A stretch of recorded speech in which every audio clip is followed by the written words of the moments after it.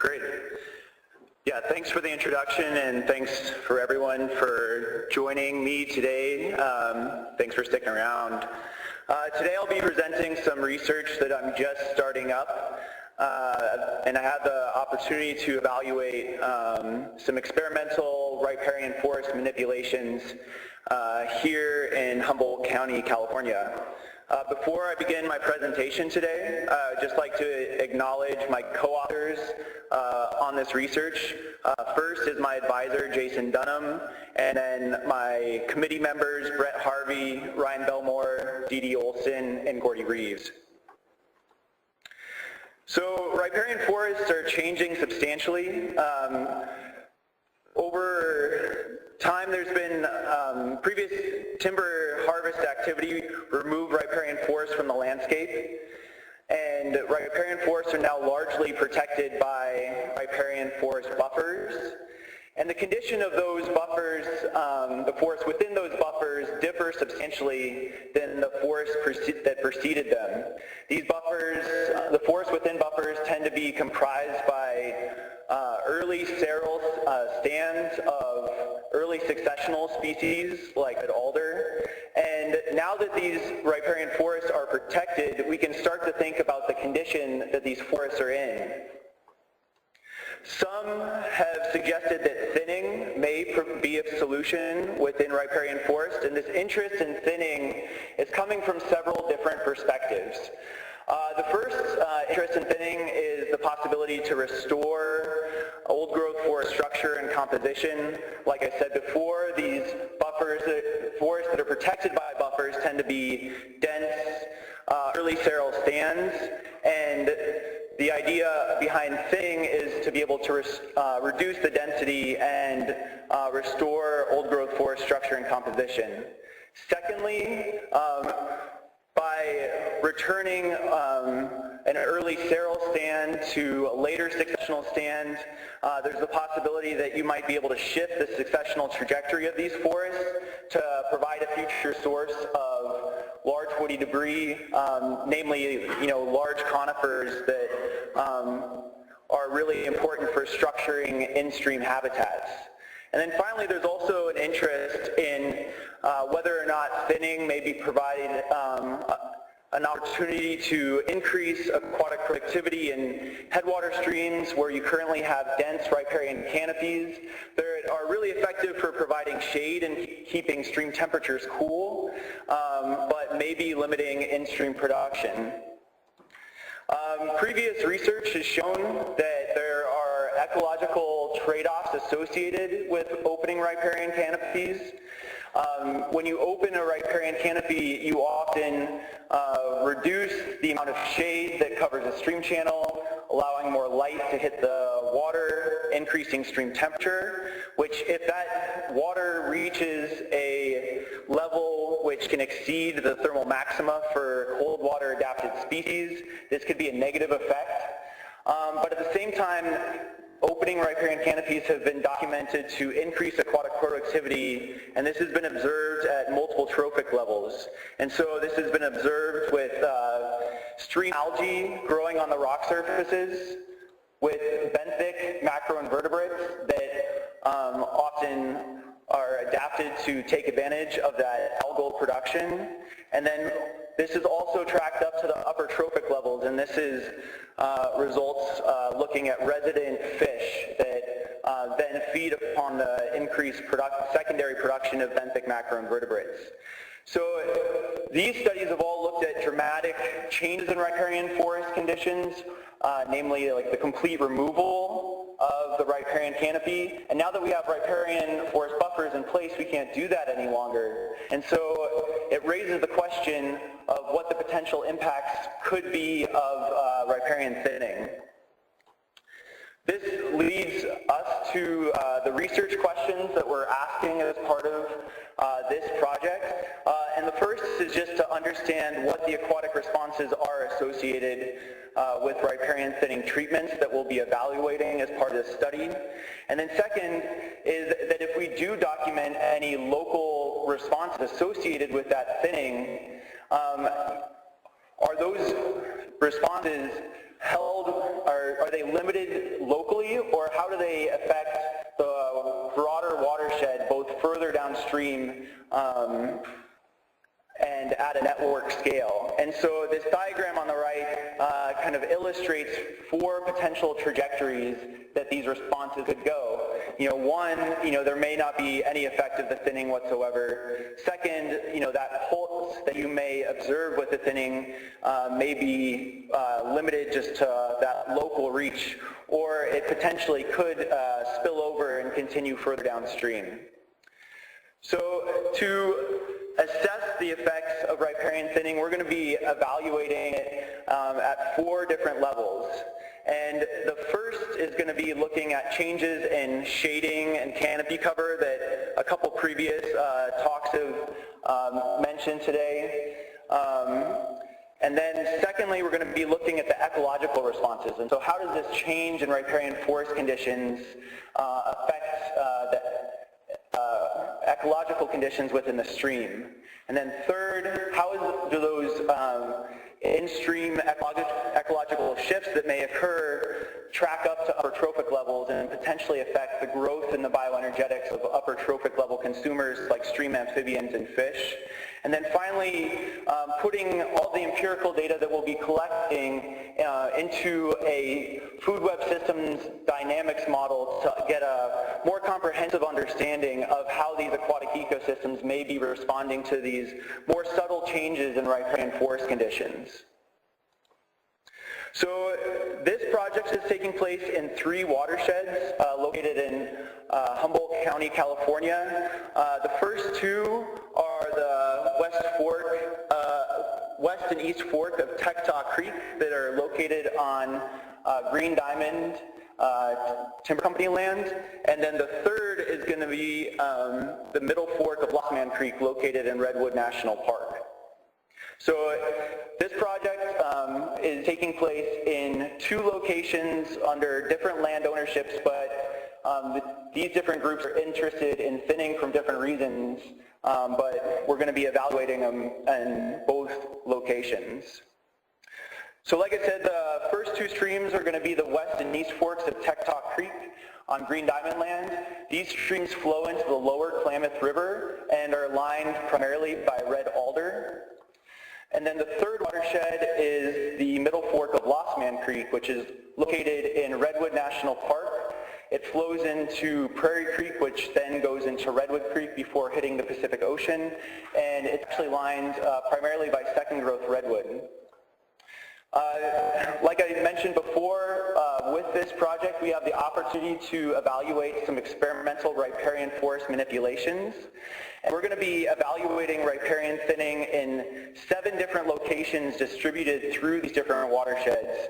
And each of the thinning treatments that we're going to be evaluating is going to consist of a reduction in canopy cover from, it ranges, but usually, the upper 80% to low 90% down to about a 50% canopy cover over the stream channel, either along a 1 to 200 meter reach. The experimental design for this project, this is going to be following a Baki design, which basically means that we're going to have the opportunity to collect data before and after these experimental manipulations take place in control and in manipulated reaches. And so we can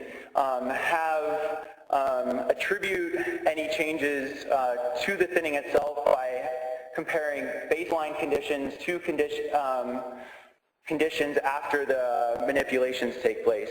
We're going to be collecting data both seasonally, so at different times of the year to understand what the effects may be, and then we're also going to be collecting data spatially, where we're going to be collecting above, immediately upstream of the thinning reaches, within the thinning reaches, and then downstream of the thinning reaches, either immediately and much further downstream, to understand what the downstream implications may be. For the first study, where we're going to be looking at the canopy cover, light, and stream temperature, we're going to be measuring canopy cover and the amount of shading over the stream channel using hemispherical photography. So you basically set up a camera with a fisheye lens and take a picture of the canopy from the bottom looking up. And then we're also going to be incorporating some LiDAR data to model what the canopy cover and shading is over these watersheds. To track how much light is reaching these watersheds and hitting the stream channel and how that might change associated with the thinning, we're going to be measuring light using sensors that are deployed above and below the canopy, and then also you can get outputs of light using hemispherical photography. And then for stream temperature, we're going to be we have deployed temperature sensors systematically through these watersheds and at key tributary junctions to understand both the spatial and seasonal patterns in stream temperature. So this is an example of what our sensor networks look like within these watersheds. So these this map on the right, every green dot indicates a location of a temperature sensor, and so we have them systematically deployed every 200 meters so we can track the spatial pattern in stream temperature. And when we overlay the location of those thinning units, you can see that we'll be able to measure the local changes in stream temperature and the potential downstream changes in temperature that may occur. This is the network for East and West Fork Tectah on Green Diamond land, and then we also have temperature sensors deployed in the Middle Fork of the Lost Man.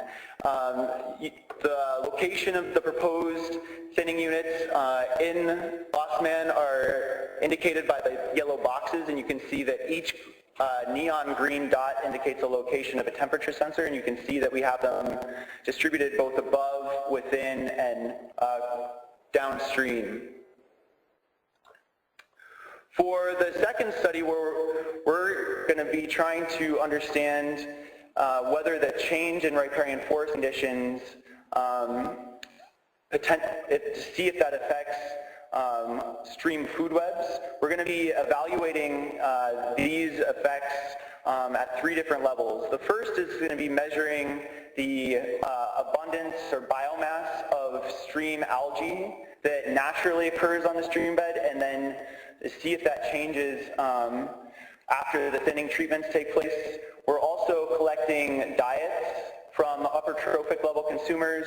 These streams either support coastal cutthroat trout or coastal giant salamander, and so we're using non-lethal methods, basically flushing the stomachs of the fish and the salamanders to see what they're feeding on, and based on the composition of the macroinvertebrates present in their diet, you can infer if they're deriving their energy either from riparian-dominated pathways, or if it may shift over to a more in-stream dominated pathway through that potential increase in stream algae that may occur. And we're also conducting a stable isotope analysis, and basically by using either carbon or hydrogen stable isotopes, and if there's distinct signatures of your stream algae versus the riparian leaf litter that may fall in the stream, you can then trace to see how the food web is structured, and then if that may shift to be supporting the upper trophic level consumers. And so looking at whether it's algae or riparian leaf litter that's currently driving the system and how that may shift with these manipulations, and to see if what's supporting the dominant amphibian and fish species in these streams. Then, once we understand how these food webs are structured, we're going to see how the stream fish and amphibians are utilizing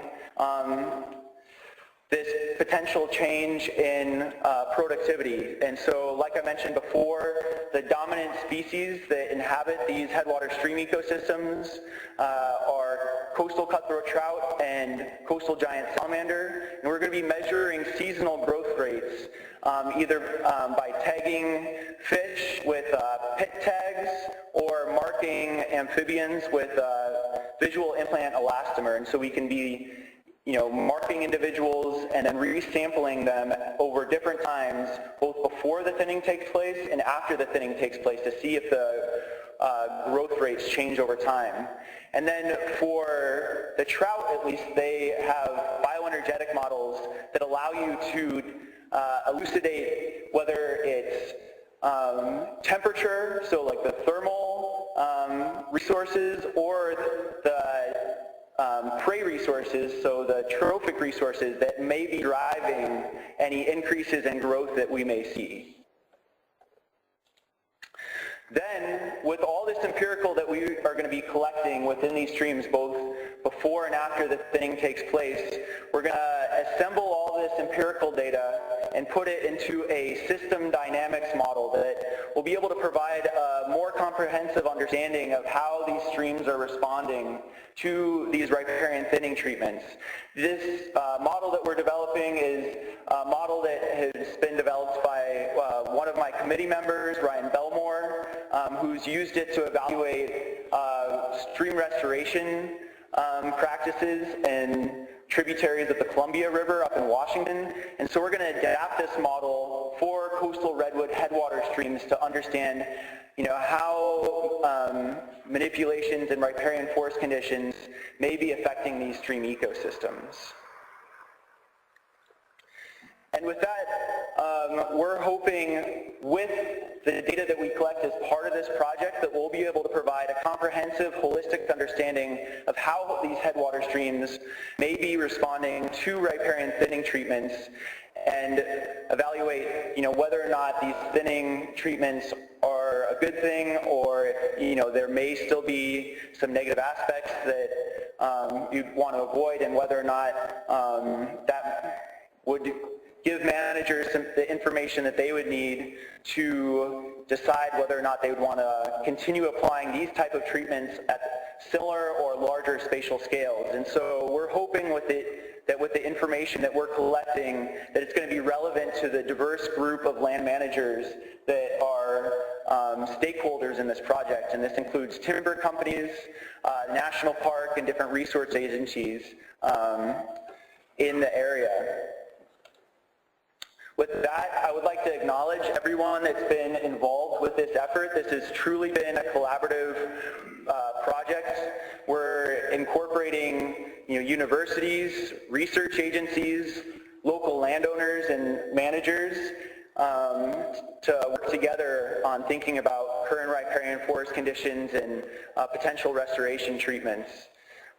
This project has received funding from the university, from different resource agencies, and both Green Diamond and Save the Redwoods League that are interested in aspects of this project. I'd also like to thank everyone that's in the field that are helping me collect data as part of this project. I have a field crew that's actually in the field as we speak right now, so I've come down to talk with you all now, but we're in the process of collecting data.